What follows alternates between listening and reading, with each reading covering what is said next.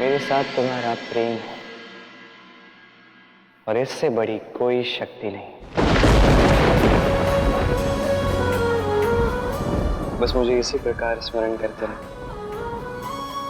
जितना तुम मुझे स्मरण करोगी उतना ही मुझ में प्रेम अनुभव होगा, उतनी ही मुझ में शक्ति अनुभव होगी राधा।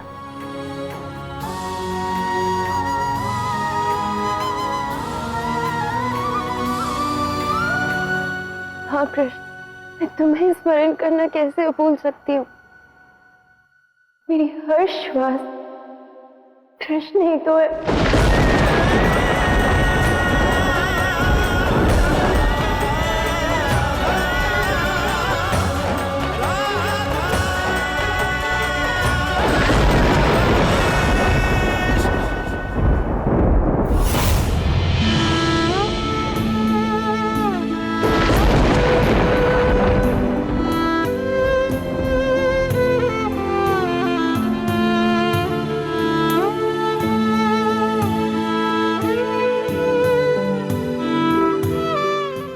सत्य कहा था महादेव, कृष्ण तो मेरे भीतर ही है और राधा मेरे भीतर।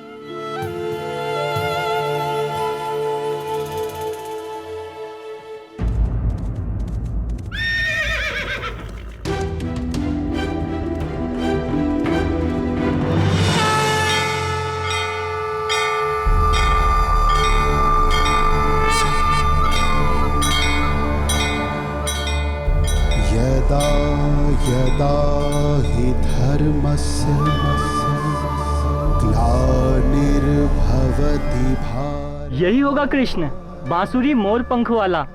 इसके लिए ही महाराज कंस ने हमें चेतावनी दी है। बड़ा ही तेजस्वी बालक है ये तो। तभी महाराज कंस इससे भयभीत है।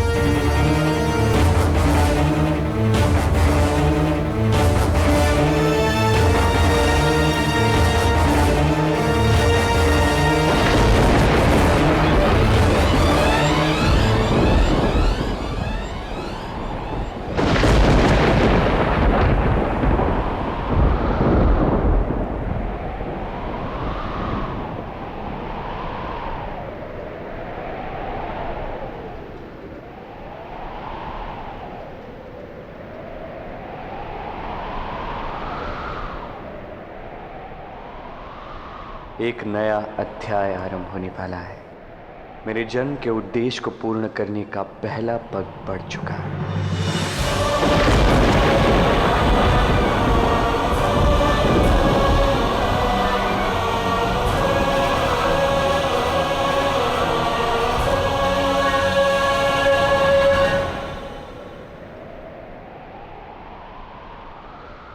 कान्हा, बाबा, मैंने तो तुम्हें यहाँ ना आने के लिए संदेश भिजवाया था।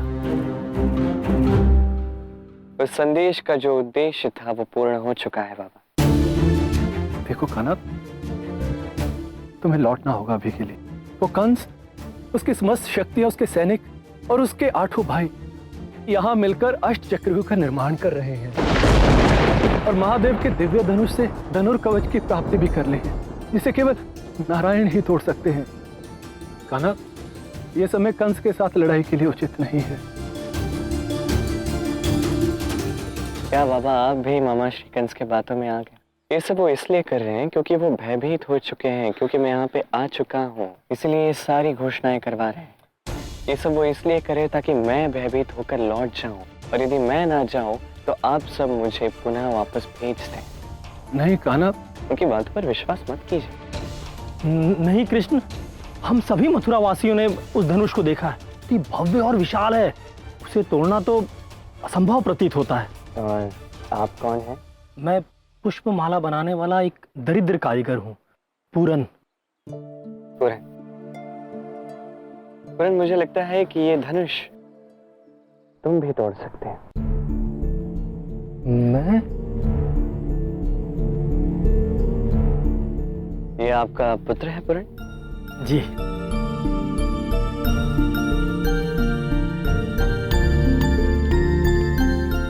क्या नाम है तुम्हारा?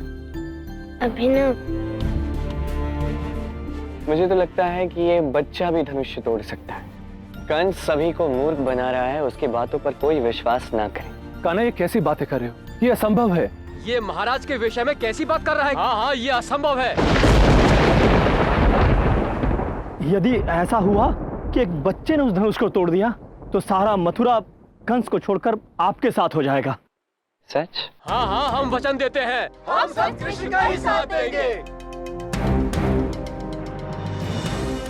अब आप सबने वचन दिया तो मैं अपने कथन को सत्य सिद्ध करके रहूंगा। कान्हा, मेरी बात मानो।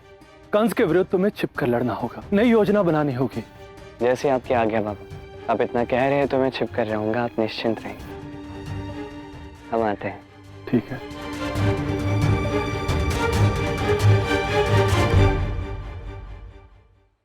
कान्हा, ये सब क्या है?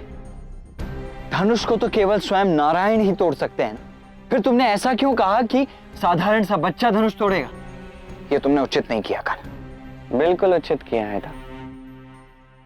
कंस के अंत के साथ यहाँ की प्रजा की विचारधारा बदलना अनिवार्य है। कंस के भय से सभी को मुक्त करना अनिवार्य है, और इसके लिए मेरी कही एक एक बात सत्य सिद्ध करनी ही होगी। अब तो ये धनुष्य नारायण नहीं, मथुरा का एक साधारण सा बच्चा तोड़ेगा।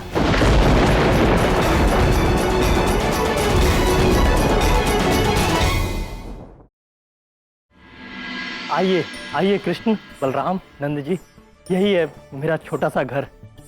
यदि आप सब यहाँ रुकेंगे यह मेरे बड़े सौभाग्य की बात होगी। रात्रि में यहीं बिछौना लगवा दूंगा। जब तक चाहे सुखपूर्वक आप लोग यहाँ रुकें। पुरन, हमें अपने घर में आश्रय देने के लिए बहुत बहुत धन्यवाद। मैं अभी भोजन का प्रबंध करता हूँ। भोजन सामग्री जुटाने में मैं भी आपकी सहायता करता हूँ। जी आप। अक्रूर,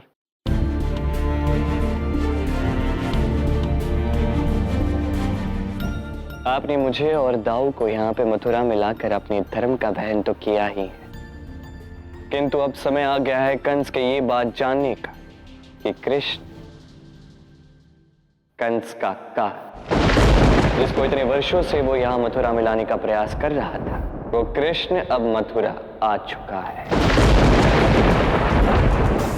और इसके अतिरिक्त कंस से और क्या क्या कहना है, इस बात को तो आप भली भांति जानते हैं। मैं जानता हूं प्रभु, वही होगा जो आप चाहते हैं।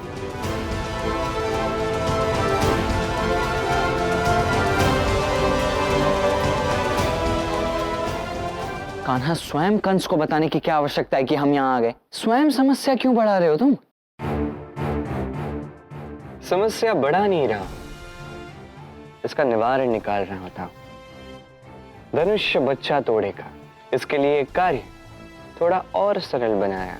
सरल कैसे? कान्हा, एक बात बताओ।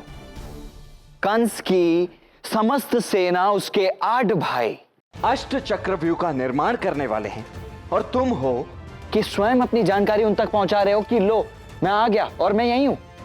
कान्हा, पहले तो मुझे यह बताओ कि एक छोटा सा साधारण सा बच्चा इतनी बड़ी सेना के मध्य उस अष्ट चक्रव्यूह को तोड़ेगा कैसे? उस धनुष तक पहुंचना तो बड़ी दूर की बात है। यदि बात की जाए धनुष की, तो धनुष बच्चा ही तोड़ेगा, और यदि बात की जाए अष्ट चक्रव्यूह की, तो वो तोड़ा जाएगा स्वयं कंस द्वारा। क्या? अर्थात कंस का स्वयं का बनाया हुआ अष्ट चक्रव्यूह कंस स्वयं ही तोड़ देगा? कैसे? बस देखते जाइए, बड़ा आनंद आने वाला है।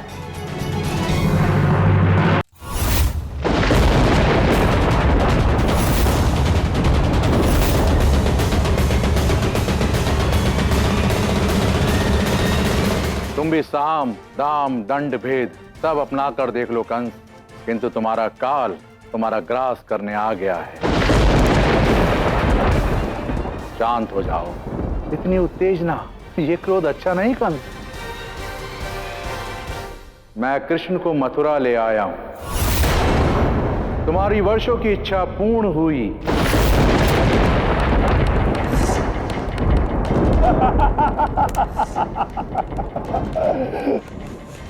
तो वो कृष्ण अंततः मथुरा ही गया है। मुझे हराना संभव है, मेरी शक्ति भी असीम है और धरा भी मेरी है और सारे विकल्प भी महाबली कंस के हैं। मूर्ख हो तुम कंस। सोचो, ऐसा पहले भी हो चुका है। जब श्री कृष्ण का जन्म हुआ था तब वो केवल एक शिशु थे, तब भी तुम्हारी शक्ति असीम थी, तब भी ये धरा तुम्हारी थी, परंतु तुम ना तो तुम उन्हें जाने से रोक सके और ना ही तुम उन्हें ढूंढ पाए। किंतु इस बार भी तुम चाहकर भी उन्हें ढूंढ नहीं सकते। कृष्ण को इतना आत्मविश्वास है कि उन्होंने तुम्हें चुनौती दी है कि यदि तुमने उन्हें ढूंढ लिया तो वो युद्ध से पहले ही हार मान लेंगे और तुम्हें जीवित छोड़कर लौट जाएंगे। कहो कंस, क्या तुम में वो सामर्थ्य है कि तुम श्री कृष्ण को ढूंढ पाओ? क्या दो उस ग्वाले से कि महाबली कंस को उसकी चुनौती स्वीकार है और मैं उस कृष्ण को अवश्य ढूंढ निकालूंगा।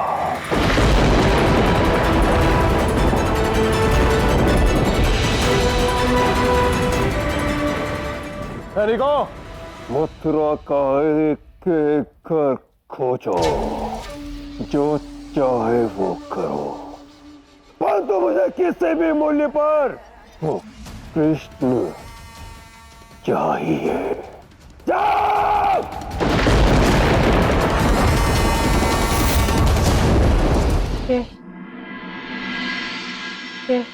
अभी भी कृष्ण के नाम की माला जप रही हो तुम? मूर्ख हो गई हो तुम राधा। हाँ, कंस से लड़ना तो दूर, इतनी ठंड है आज रात्रि, इस ठंड में मथुरा में भटकता ही मर जाएगा वो तुम्हारा कृष्ण। फिर तुम बैठ के करते रहना कृष्ण कृष्ण।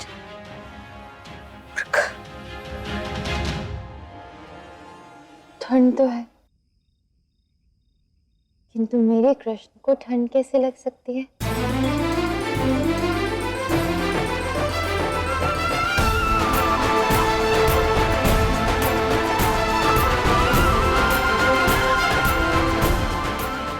अब मुझे विश्वास है कि मेरे कृष्ण को ठंड नहीं लगेगी। बिल्कुल राधे, अब मुझे ठंड नहीं लग रही।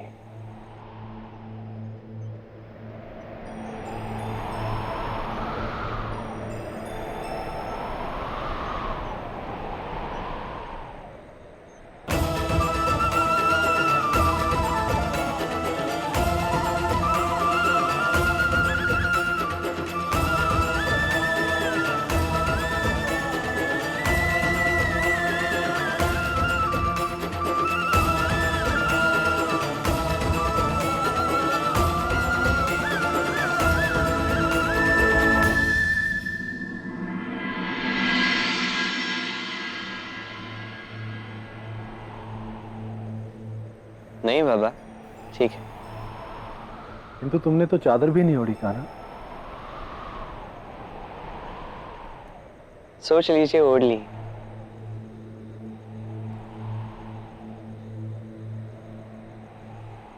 सबसे अच्छी चादर, प्रेम की चादर ओढ़ ली है मैंने।